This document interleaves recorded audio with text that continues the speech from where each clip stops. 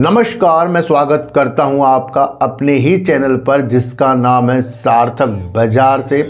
आज हम बात करेंगे जेएम फाइनेंशियल की, क्योंकि इसके ऊपर मेरे प्यारे सब्सक्राइबर काफ़ी दिनों से कह रहे थे कि सर इसके ऊपर वीडियो बनाइए, और आज मैं इसके ऊपर वीडियो बनाऊंगा। वैसे आजकल का जो माहौल है ना, वो करंट वाली जो चीज़ें हैं ना, जैसे कि अडानी, डोनाल्ड ट्रम्प, सरकार क्या कर रही है, कंपनियों में क्या क्या चीज़ें हो रही हैं, वो माहौल है। और वो ये माहौल मेरे ख्याल से ये 10 फरवरी तक चलेगा कि इस माहौल के साथ हमें बाज़ार को देखना चाहिए।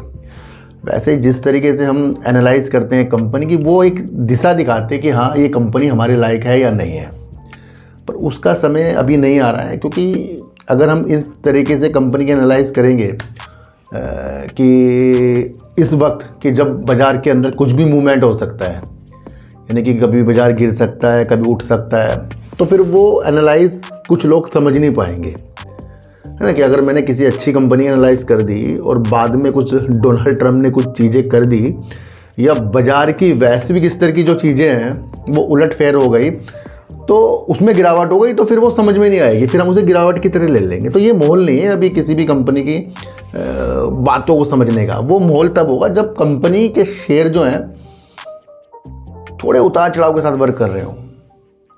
और आजकल कंपनी के शेयर जो हैं बड़े तगड़े गिरावट के साथ असर कर रहे हैं।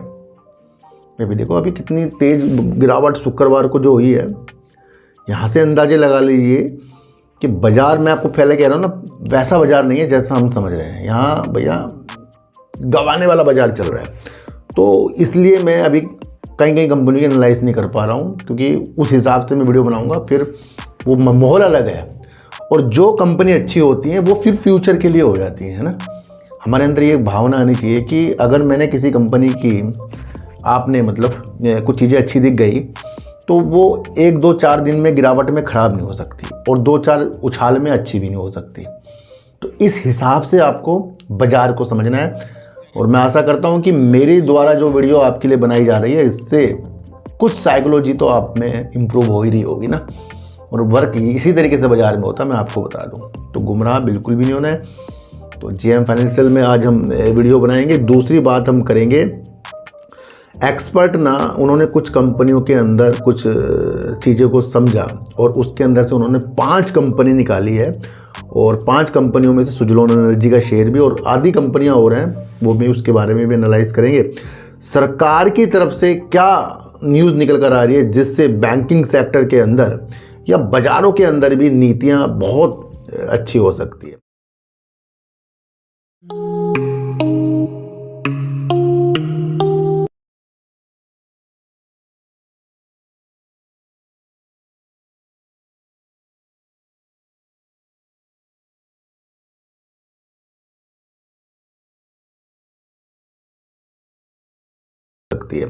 देखो सर, इस वक्त का जो माहौल चल रहा है वो मैं आपको बता रहा हूँ, कई विषयों के साथ चल रहा है। चाहे उसे आप बजट की स्थितियाँ लगा लो, आरबीआई की न्यूज़ की स्थिति के साथ लगा लो, डोनाल्ड ट्रम्प की टैरिफ की स्थितियों के साथ लगा लो, या अमेरिका के SEC जो एक नियामक है उसकी गतिविधियों के साथ, अडानी ग्रुप के द्वारा उनके शेयरों के अंदर गिरावट, या उससे चीज़ों को आप समझ लो।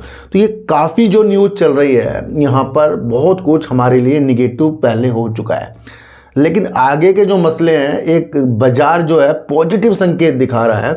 पहला पॉजिटिव संकेत मैंने आपको कल बताया था, जहां पर अडानी ग्रुप इतना टूटने के बाद भी उसने अलग अलग चीज़ें हमें बता रहा है कि यहाँ निवेश कर रहा है, वो अलग अलग चीज़ें कर रहा है। एक तो ये हो गया। दूसरा, उसने पहली बार अमेरिका की अदालत में जिस तरीके से कहा कि ये जो चीज़ें की जा रही है SEC के द्वारा, इसे टाल दिया जाए, क्योंकि वो और वहाँ के नियामक जो है एक समझौते पर चर्चा कर रहे हैं। तो ये भी हमारे लिए क्या है, एक पॉजिटिव संकेत वाली न्यूज़ है।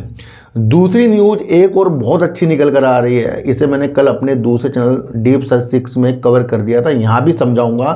क्योंकि सर देखो, डोनाल्ड ट्रम्प के जो टैरिफ हैं वो आपको पता है बाजार में भारी हावी होते जा रहे हैं, जिससे बाजार गिरता जा रहा है। अब एक न्यूज़ निकल कर आ रही है जहाँ अमेरिका के वित्त मंत्री ने बहुत अच्छे अंदेशे दे दिए हैं, और ये अंदेशे हैं कि 25% का जो टैरिफ है डोनाल्ड ट्रम्प यानी अमेरिका के द्वारा भारत पे लगाया गया है, जो अभी भी चालू है, उसका रास्ता साफ हो सकता है, मतलब वो हट भी सकता है कह रहा हूँ मैं आपको। क्यों? क्योंकि डोनाल्ड ट्रंप की एक शर्त थी, उन्होंने कहा था कि भैया रूस से कच्चा तेल लेना बंद करो, नहीं तो टैरिफ लगा दूंगा। भारत नहीं माना, तो क्या हुआ? टैरिफ लग गया 25% का।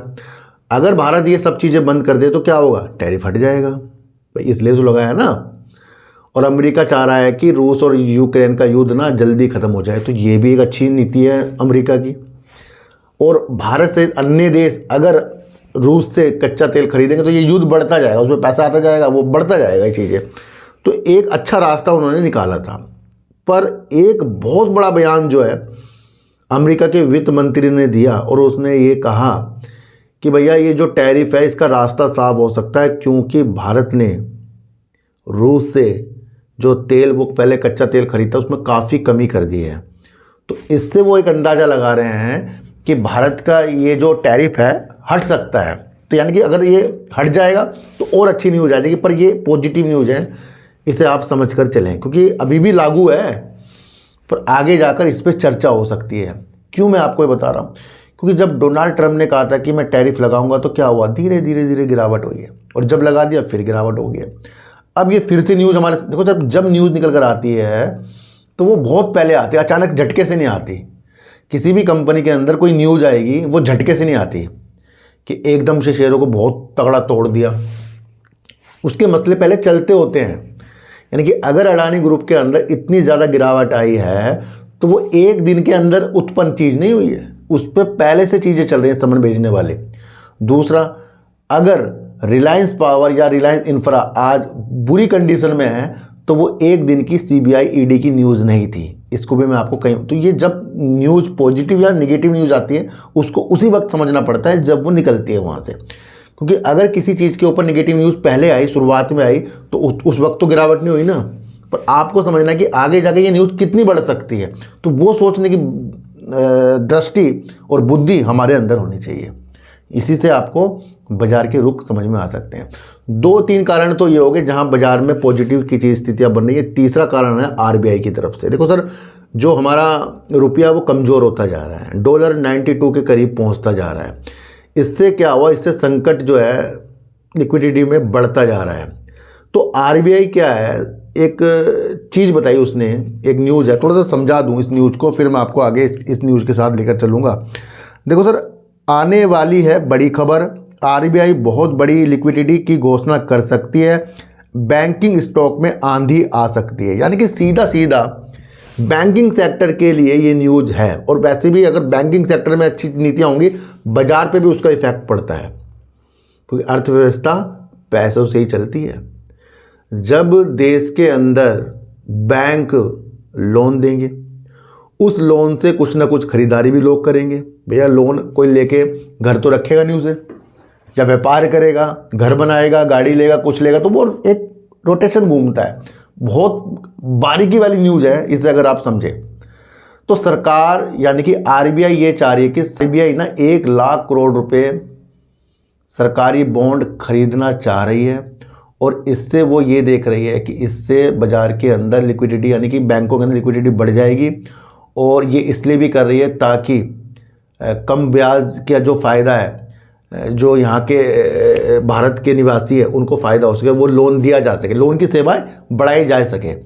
तो इसलिए 1 लाख करोड़ रुपए की स्थितियाँ इस तरीके से बताई जा रही है। शुरुआती तौर में 2 चरणों में वर्क होगा, जिसके अंदर 50,000 करोड़ रुपए 5 फरवरी से 12 फरवरी के बीच तक के डाले जाएंगे, और बाकी आगे की स्थितियाँ होंगी। पर इससे नीतियाँ आपको देखनी है कि बैंकिंग सेक्टर के लिए एक अच्छी न्यूज़ निकल कर आ रही है। अच्छा, अब हम बात करेंगे 5 शेयर, वो कौन कौन से। देखो सर, मैं आपको ये क्यों बता रहा हूँ, पढ़ के क्यों सुना रहा हूँ, उसे समझो। इसके अंदर मैं आपको एक साइकोलॉजी समझाऊंगा। अच्छे चैनल पर है। सुजलोन एनर्जी समेत ये स्टॉक निवेशकों को दे सकते हैं 85% तक का रिटर्न। एक्सपर्ट दे रहे हैं खरीदने की सलाह। पढ़ के सुना दिया, आपने यहाँ देख लिया। अब इसके अंदर स्थितियाँ समझो कि यहाँ हाईलाइट क्या चीज़ की गई है। सुजलोन सबकी नज़रों में 4 रुपये वाला शेयर पहले मल्टीबैगर शेयर बना चुका है। सब इसके लिए बहुत इच्छुक होते हैं। शेयर के अंदर गिरावट भी आ रही है, रिजल्ट भी आने वाला है, रिजल्ट बहुत बेहतरीन करता है, ये प्रॉफिट भी बहुत अच्छा दिया। सबकी नज़रों में है। काफ़ी लोगों ने रिजल्ट के वक्त बहुत ख़रीदारी करी, उसके बाद भी की होगी, क्योंकि अच्छा खासा इसके अंदर रिजल्ट आया था। अब ये गिरते गिरते 46 के रुपीज़ के पास आ गए, जहाँ किसी ने कुछ कहा था कि यहाँ खरीदारी आ सकती है। अब एक्सपर्ट क्या कर रहे हैं, उन्होंने कुछ 5 कंपनियाँ छाटी, लेकिन 5 कंपनियों को सीधा हेडलाइन पे नाम नहीं दिया है। इसका क्या मतलब है? इसका मतलब ये होता है कि सुजलोन यहाँ फोकस में है, और फोकस का मतलब ये है कि हमें संभल संभल के कदम रखना है। और कोई कंपनी का नाम है यहाँ पर आगे आएगा उन कंपनियों का नाम। तो यही चीज़ आपको देखनी पड़ती है कि कौन चीज़ हमें ललचा रही है, बाकी कुछ नहीं है। बाजार समझना आपको पड़ेगा इसके अंदर। देखो सर क्या स्थितियाँ हैं कि उन्होंने जो कंपनियाँ देखी उसके अंदर से 40 से 85% तक की तेज़ी आ सकती है, पर 12 महीनों के अंदर, 1-2 दिन के अंदर नहीं, 12 महीने, 1 साल होता है। ये आज से लगा लो, अब कल से मंगलवार से आप 1 साल लगाना इसको, कि आप सोचो कि मैंने लेके बैठ जाऊँ जी, अब ये मुझे इतना मिल जाएगा। ये कहा कि 40 से 85% आ सकती है, आ जाएगी नहीं, कहाँ आ सकती है। तो क्या हुआ, 12 महीने आपके सामने होने चाहिए। तो बहुत कुछ अच्छी चीज़ें होती है। तो ये कल्याण ज्वेलर के बारे में बताया, ये भी 85% तक का रिटर्न दे सकता है। देखो अच्छी खासी कंपनी है, कोई दो राय नहीं। कल्याण ज्वेलर जो ज्वेलर्स के ऊपर वर्क करता है, तो ये बहुत अच्छी कंपनी है, कोई ऐसी बड़ी बात नहीं है, पर आपके पास समय होना चाहिए। गोदरेज प्रॉपर्टी काफ़ी कम समय में अच्छी बुलंदियों पर ये शेयर है। काफ़ी बहुत पहले बहुत नीचे शेयर था। क्यों? एक तो बड़ा नाम है गोदरेज, दूसरा रियल एस्टेट के ऊपर काफ़ी अच्छा वर्क जो है गोदरेज प्रॉपर्टी कर रहा है। तो इसके भी कंपनी के भी टारगेट बताइए, पर ये मैं आपको फिर बता रहा हूँ, ये न्यूज़ है, मैं न्यूज़ आपको यहाँ समझा रहा हूँ। दूसरा सुजलोन एनर्जी, मैंने आपको पहले बताया, इसके अंदर 59% तक की वृद्धि देख रहे हैं 46 से, यानी करीब करीब 73 रुपये करीब की इसके अंदर टारगेट की स्थितियाँ बताई गई। और करीब करीब 11 विश्लेषकों ने कहा स्ट्रॉन्ग बाई की नीतियाँ उन्होंने बताई है। पर इससे पहले मैंने आपको हेडलाइन में आपको सबको समझा दिया, समझ कर चलना। स्विगी, जहाँ स्विगी जोमाटो और अन्य स्थितियों को टक्कर देता जा रहा है। स्विगी बेस्ट वर्क कर रहा है, क्विक कॉमर्स के लिए अच्छा खासा वर्क कर रहा है, फूड डिलीवरी में अच्छा खासा बुलंदियों में जाने की हर एक चीज़ें कर रहा है स्विगी। तो इसे भी आप देख सकते हैं। तीसरा शेयर जो बताया गया है डिक्सन टेक्नोलॉजी, काफ़ी ऊपर का शेयर है, लेकिन डिक्सन टेक्नोलॉजी का जो वर्क है ना, लाजमी ना, बहुत अच्छा वर्क है इसका। देखो डिक्सन टेक्नोलॉजी जो है इलेक्ट्रॉनिक विनिर्माण यानी कि इलेक्ट्रॉनिक मैन्युफैक्चरिंग की स्थितियाँ बनाता है, जो सैमसंग, शॉमी, फिलिप्स और अन्य बड़ी बड़ी कंपनियों के लिए भारत के अंदर मैन्युफैक्चरिंग करता है। जो एलईडी हो गया, अन्य इलेक्ट्रॉनिक सामान हो गए, एलईडी बल्ब हो गए, इस तरीके का बेहतरीन वर्क टेक्नोलॉजी में कौन करता है? डिक्सन टेक्नोलॉजी करता है। ऐसे ऐसे शेयर ना भैया और होने चाहिए कंपनी के, मैं आपको बताऊं, मतलब और कंपनियां इस तरह की बननी चाहिए जो वो काम कर रहे हैं, जो बड़े बड़े बाहर की दिग्गज कंपनियां हैं उनकी मैन्युफैक्चरिंग डिक्सन टेक्नोलॉजी कर रहा है। तो लाजमी अच्छी कंपनियों के नाम फ्रंट में नहीं थे, फ्रंट में उस कंपनी के नाम थे जिसमें सबकी नज़र थी। ये सारी कंपनियां अच्छी हैं, सुजलोन भी अच्छी है, पर कुछ नीतियां अलग अलग होती है, उसे आपको समझना पड़ेगा। तो ये वो सारी स्थितियां थी जिसे आज आपने समझ कर चला। अच्छा, अब हम बात करेंगे जेएम फाइनेंशियल की। मेरे प्यारे सब्सक्राइबर ने इसके ऊपर बताया था कि सर इसके ऊपर वीडियो बना। देखो सर, कोई प्रोडक्ट तो ये बेचती नहीं जेएम फाइनेंशियल, ये तो एक बैंकिंग सेवा प्रदान करती है, वित्तीय सेवा प्रदान करती है, और उसके साथ साथ अन्य और अच्छे वर्क करती है।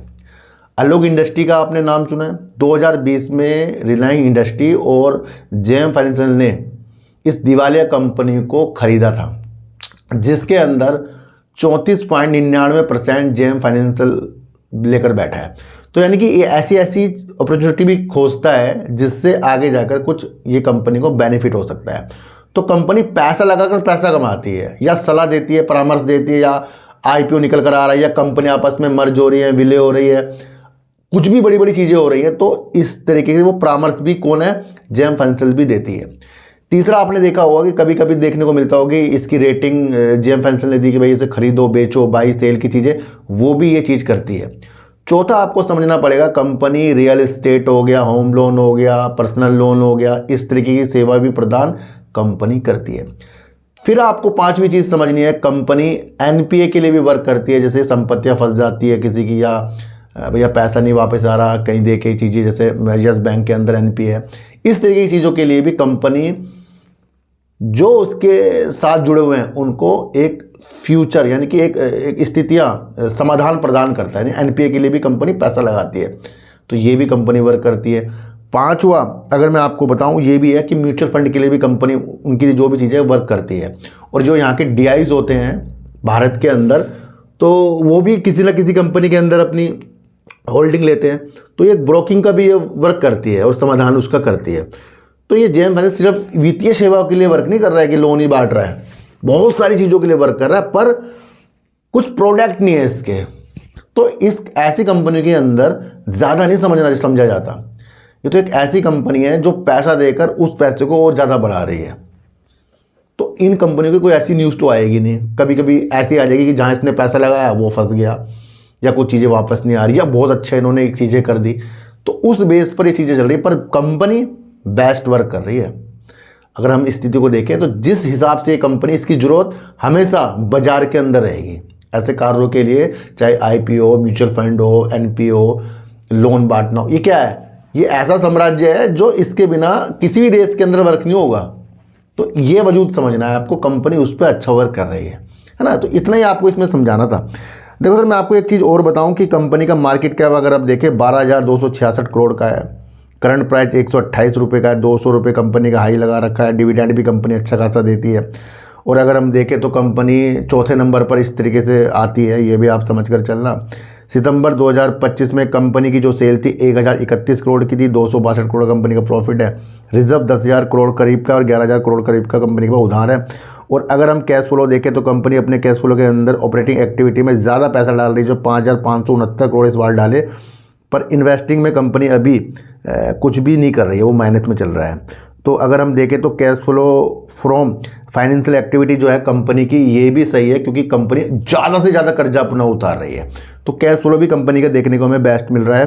प्रमोटर की स्थिति अगर हम देखें तो प्रमोटर अपनी स्थितियों को बढ़ा रहे हैं, इंक्रीज़ कर रहे हैं हर क्वार्टर में। जून में 56.51%, सितंबर 2025 में 56.61% और दिसंबर 2025 में 56.90%, यानी कि अपनी होल्डिंग को बढ़ाते जा रहे हैं। एफआईज भी अच्छे खासे हैं, डीआईज भी कंपनी के अंदर, पब्लिक कंपनी के अंदर 19.64% है। तो ये वो कंपनी है, मैंने आपको फिर कहा ना, जिस क्षेत्र के ऊपर वर्क कर रही है वो चलने वाले हैं, पर इनके कोई प्रोडक्ट नहीं आते, तो उस हिसाब से नहीं आपको देखने का कंपनी ने इतने प्रोडक्ट बेच दिए जी, तो वहाँ अलग नीतियाँ हो जाती है। ये तो ऐसे शेयर होते हैं जो हम फ्यूचर के लिए देख सकते हैं, रखने वाले शेयर होते हैं ये। और आजकल का माहौल मैं आपको फिर बता रहा हूँ कैसा माहौल है, स्टेटमेंट से गिरने वाला माहौल चल रहा है। चाहे भारत दे दे, अमेरिका दे दे, अडानी से आ जाए कुछ, उधर से कुछ आ जाए, ये इस पर चलने वाला माहौल है। तो आज की वीडियो आपको कैसे लगी अगर मुझे जरूर बताना। किसी को भी खरीदने बेचने की नीतियाँ मेरे चैनल पर बिल्कुल भी नहीं है। मेरा कोई टेलीग्राम, कोई व्हाट्सएप ग्रुप नहीं है और ना ही आज तक मैंने बनाया है। तो सर सच्ची वीडियो देखिए, अच्छी वीडियो देखिए, समझ कर देखिए, चींटी को आटा दीजिए, गाय को रोटी दीजिए और अपने बच्चों को ज़्यादा से ज़्यादा प्यार कीजिए, क्योंकि बच्चे ही आपकी मासूमियत से किस्मत पलटेंगे। तो फिर मिलेंगे आपसे नई वीडियो के साथ, जब तक के लिए नमस्कार।